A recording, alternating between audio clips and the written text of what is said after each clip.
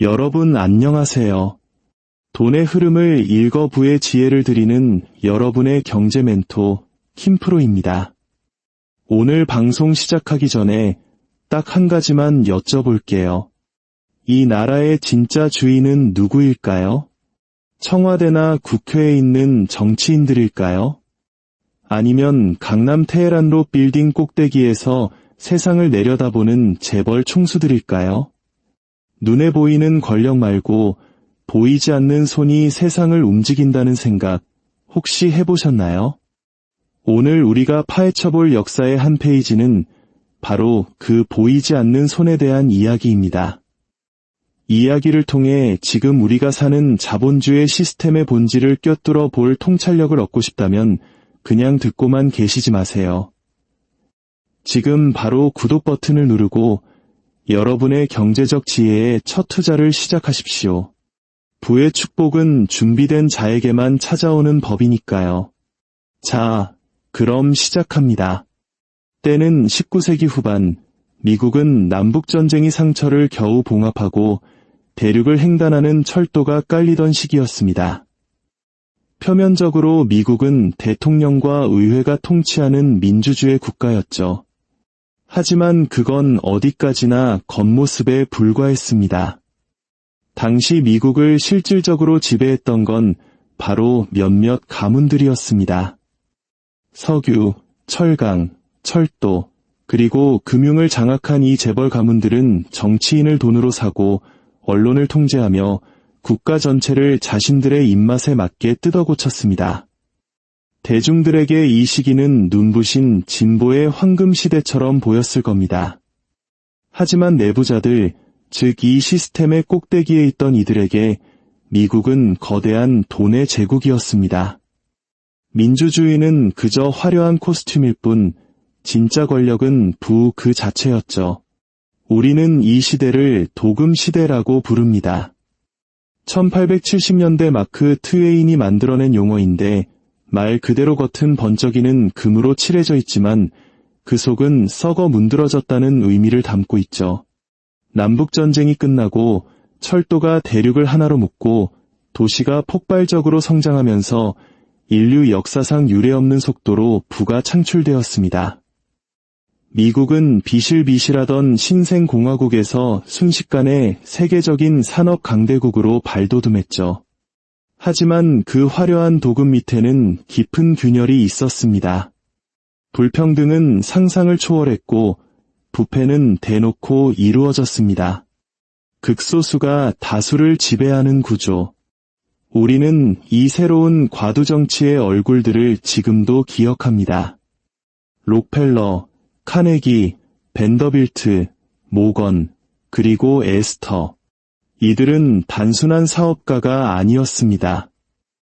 그들은 마음만 먹으면 나라의 지형마저 바꿀 수 있는 제국의 건설자들이었죠. 존 디. 록펠러. 아마 가장 유명한 이름일 겁니다.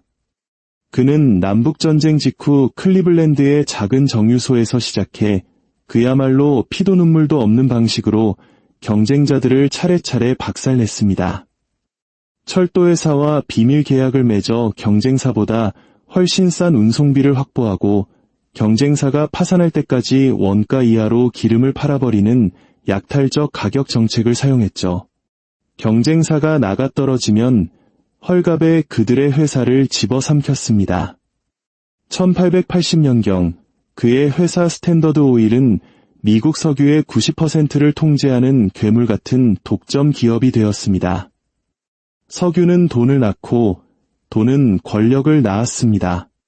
록펠러의 재산은 오늘날의 가치로 환산하면 무려 4천억 달러, 약 500조 원이 넘는 수준에 달했습니다.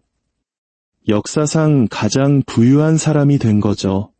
그는 자신의 제국을 보호하기 위해 트러스트라는 교묘한 법적 장치를 만들고 자선사업이라는 방패막을 내세웠습니다.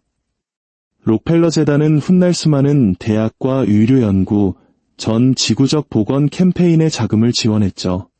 하지만 그 자선가의 이미지 뒤에는 석유를 독점으로 그리고 독점을 정치적 통제력으로 바꿔버린 냉혹한 사업가의 얼굴이 숨어 있었습니다. 철강왕 앤드루 카네기 역시 비슷한, 그러나 더 피비린내 나는 성공 신화를 썼습니다. 스코틀랜드에서 온 가난한 이민자 소년이었던 카네기는 공장 노동자로 시작해 효율성과 규모의 경제에 집착하며 철강 제국을 건설했습니다.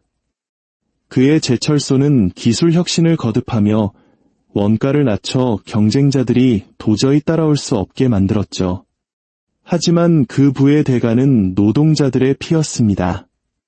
1892년 그의 홈스테드 제철소 노동자들이 임금 삭감에 반대하며 파업을 일으켰습니다. 마침 스코틀랜드에 휴가를 가 있던 카네기는 이 더러운 일을 파트너인 헨리 클레이 프릭에게 맡겼습니다. 프릭은 파업을 진압하기 위해 300명의 무장한 핑커톤 경비대를 투입했습니다. 총성이 울리고 수많은 사상자가 발생했으며 결국 주 방위군까지 동원되어 노동자들은 무력으로 진압되었습니다. 메시지는 명확했습니다. 철강 노동자의 목숨보다 회사의 이익이 먼저라는 것. 하지만 카네기는 말년에 자신의 이미지를 세탁하려 애썼습니다. 그는 재산의 대부분을 사회에 환원하여 수많은 도서관과 대학, 문화기관을 설립했습니다. 역사에 그는 위대한 자선가로 기록되었지만 그가 기부한 막대한 재산은 그가 임금을 깎고 파업을 폭력으로 짓밟았던 노동자들의 등골을 빼서 만든 것이었습니다. 그리고 철도왕 벤더빌트 가문이 있습니다. 코닐리어스 벤더빌트는 작은 연락선 사업으로 시작해 해운과 철도 제국을 건설했습니다. 1877년 그가 사망했을 때 그의 재산은 현재 가치로 약 2천억 달러에 달했죠. 벤더빌트 가문은 과시적 소비의 아이콘이었습니다. 뉴욕과 뉴포트에 지은 그들의 저택은 집이 아니라 궁전이었습니다. 벽은 금박으로 덮여 있었고 상들리에는 집채만 했으며 연회장은 유럽의 왕족들을 초대해 길을 죽일 목적으로 지어졌습니다. 한 번은 코닐리어스가 공공의 이익에 대한 질문을 받자 이렇게 비웃었다고 하죠. 더 퍼블릭 비댐드. 대중은 X이나 까라지, 이건 말실수가 아니었습니다. 그게 바로 벤더빌트 가문의 가훈이었죠. 그들은 사회 위에 군림하며 너무나 외설적인 부를 과시해 전 국민적인 분노를 샀습니다. 이거 완전 요즘 말하는 금수저의 원조격 아니겠어요? 록펠러가 석유를, 카네기가 철강을, 벤더빌트가 철도를 독점했다면 J.P. 모건은 돈 그 자체를 지배했습니다. 그는 은행가들의 은행가였고 그의 존재만으로 시장을 안정시키거나 박살낼 수 있는 인물이었습니다. 1895년 미국 재무부의 금 보유고가 바닥나 국가부도 위기에 처했을 때 모건은 개인적으로 정부에 6,500만 달러의 금을 빌려주며 나라를 구제했습니다. 마치 자기 고객사 구해주듯이요. 1907년 금융공황 때는 뉴욕의 모든 주요 은행가들을 자기 서재로 불러 모은 뒤 문을 잠가버렸습니다. 그리고 구제 금융안에 합의할 때까지 아무도 내보내지 않았죠. 민간 금융이 국가 시스템을 구한 겁니다. 물론 자신들의 조건에 맞춰서요. 모건은 선출된 권력이 아니었지만 경제에 미치는 영향력은 대통령보다 막강했습니다.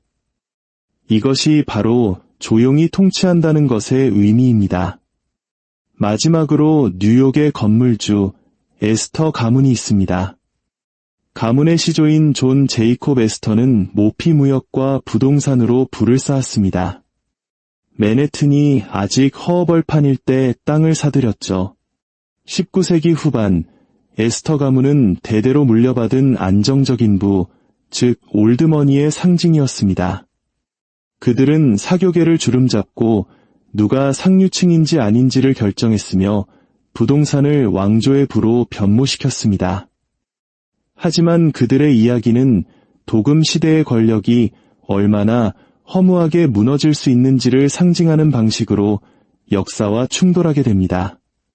1912년 당시 세계 최고 부자 중 한 명이었던 존 제이콥 에스터 4세가 타이타닉호에 탑승했기 때문입니다. 타이타닉은 그 자체가 도금 시대의 호화로움의 결정체였습니다. 대리석 계단, 금박을 입힌 식당, 왕을 위한 스위트룸. 이 배는 절대 침몰하지 않는다고 광고되었죠. 마치 미국의 최상류층이 자신들의 부는 영원할 것이라고 믿었던 것처럼요. 하지만 타이타닉이 빙산에 부딪혀 침몰했을 때 에스터도 함께 가라앉았습니다.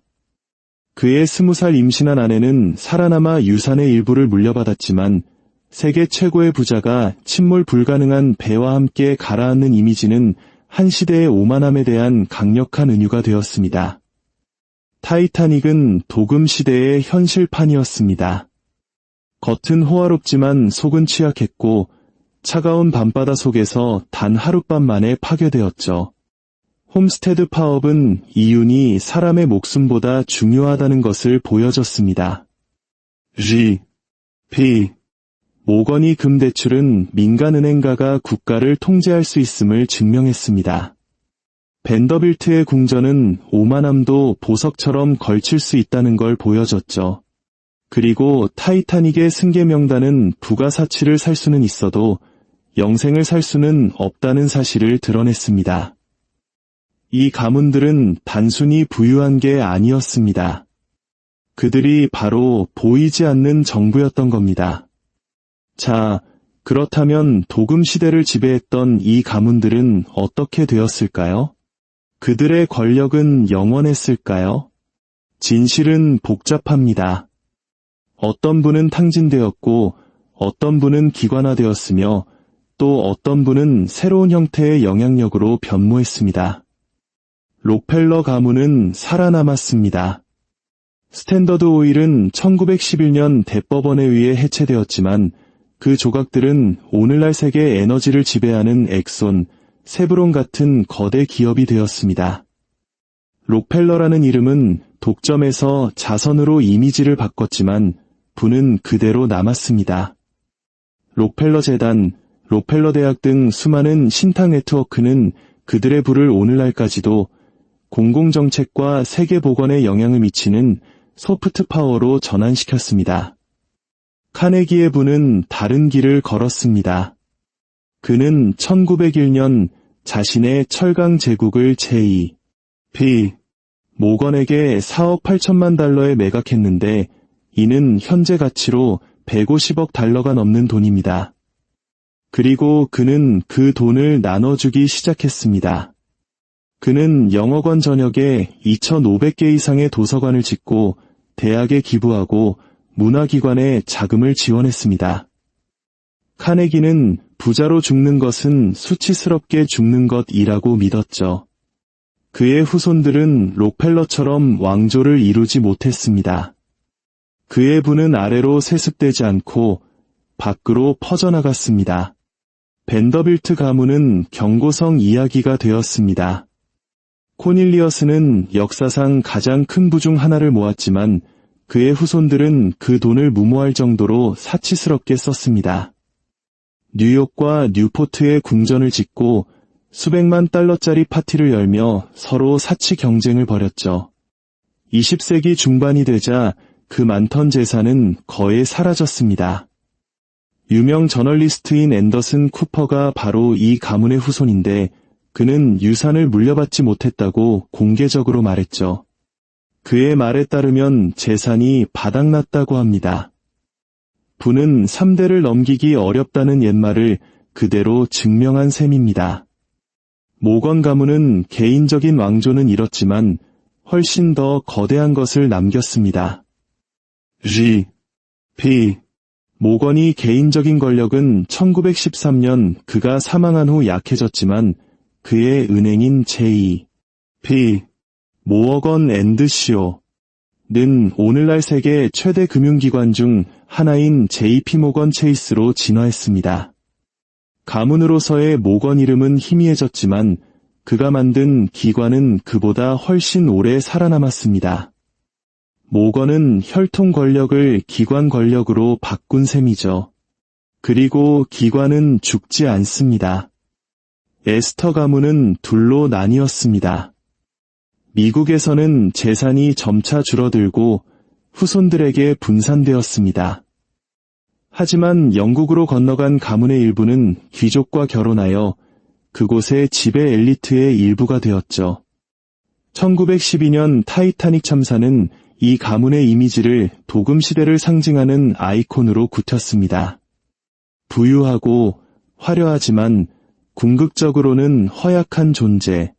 결론적으로 이 모든 가문이 여전히 과거처럼 부유한 것은 아닙니다.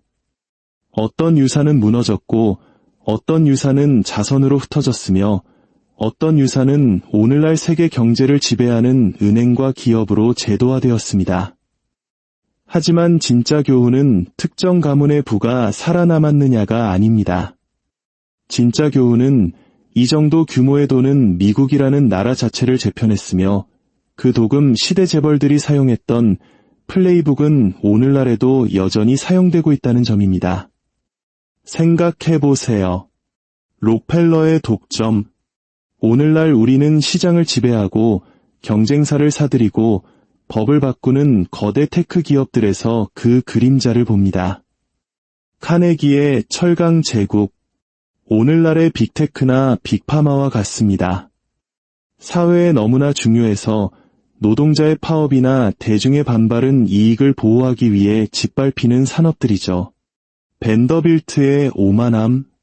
오늘날 평범한 사람들은 월세도 감당하기 힘든데 억만장자들이 지구를 탈출하겠다며 우주선을 쏘아 올릴 때 바로 그 오만함을 느낄 수 있습니다. P. 모건이 재무부 장악력. 자본의 흐름만으로 정부를 무너뜨릴 수 있는 헤지펀드와 중앙은행들을 보십시오. 에스터 가문의 타이타닉적 오만.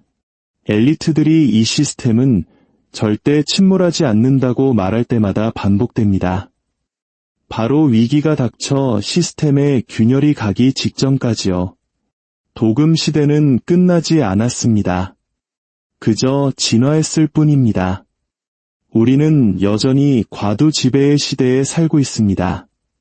단지 이름만 바뀌었을 뿐이죠. 록펠러와 벤더빌트 대신 우리는 베이조스, 머스크, 게이츠에 대해 이야기합니다. 모건이 은행가들을 서재에 가두는 대신 중앙은행 총재와 헤지펀드 CEO들이 시장의 생사를 결정합니다. 에스터가 타이타닉에 오르는 대신 억만장자들은 자신들이 곧 닥쳐올 것이라 예감하는 붕괴에 대비해 벙커를 짓고 개인 섬을 삽니다.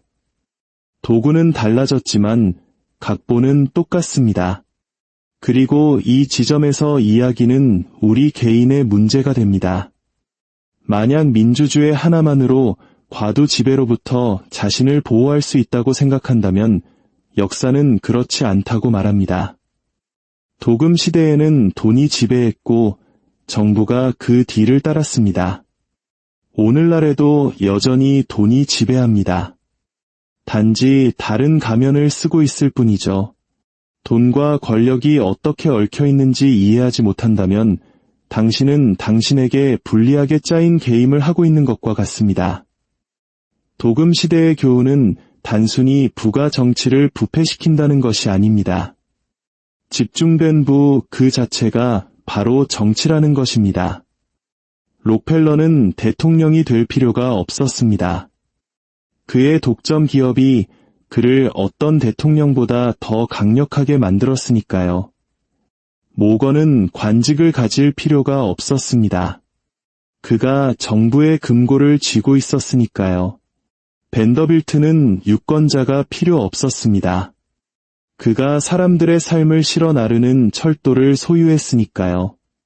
에스터는 법을 만들 필요가 없었습니다. 그가 사람들이 사는 땅을 소유했으니까요. 부가 그런 종류의 권력을 줄 때 민주주의는 장식품이 되어버립니다. 역사는 반복되지 않습니다. 역사는 복리처럼 쌓입니다. 어제의 돈과 권력이 오늘의 돈과 권력의 토대를 마련했습니다. 어떻게 부가 세상을 지배하는지 보지 못한다면 당신은 과도지배를 자유라고 착각하게 될 겁니다. 그리고 그것이야말로 가장 위험한 환상입니다.